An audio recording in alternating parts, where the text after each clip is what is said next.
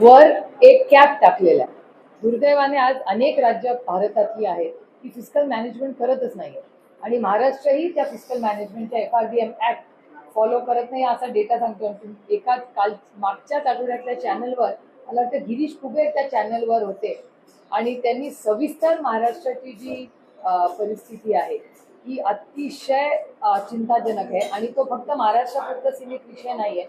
देशाचं GDP आणि growth ही यावेळेस 5.4 ला ड्रॉप झाली आणि रेपो रेट मध्ये पण चेंजेस व्हावे, लोअर व्हावे असं परवाच्या दिवशी कॉमर्स मिनिस्टर पियुष गोयल आणि निर्मलाजींचंही स्टेटमेंट होतं.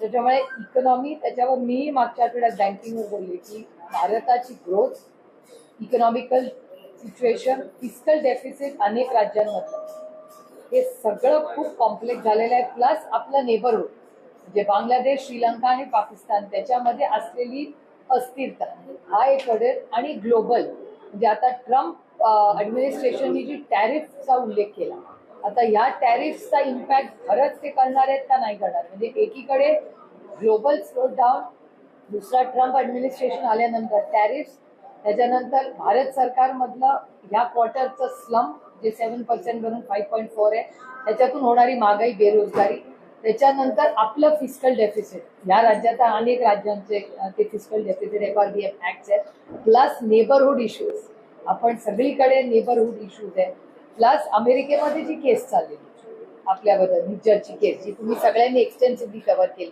त्या केसची आता पुढच्या महिन्यामध्ये काहीच दिवसामध्ये खरं कॅनडामध्ये ती ट्रायल सुरू होईल.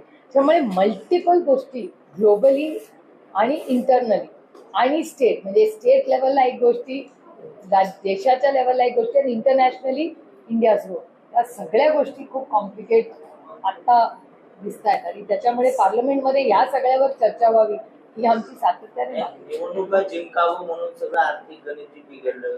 म्हणजे लाडकी बहीण असेल, शेतकऱ्यांचे शेतमाफी असेल, त्यामुळे आता राज्य आणखी वेगळं 2-2.5 वर्ष लागतील असं अर्थतज्ञ म्हणतात. तुम्हाला वाटतं काय?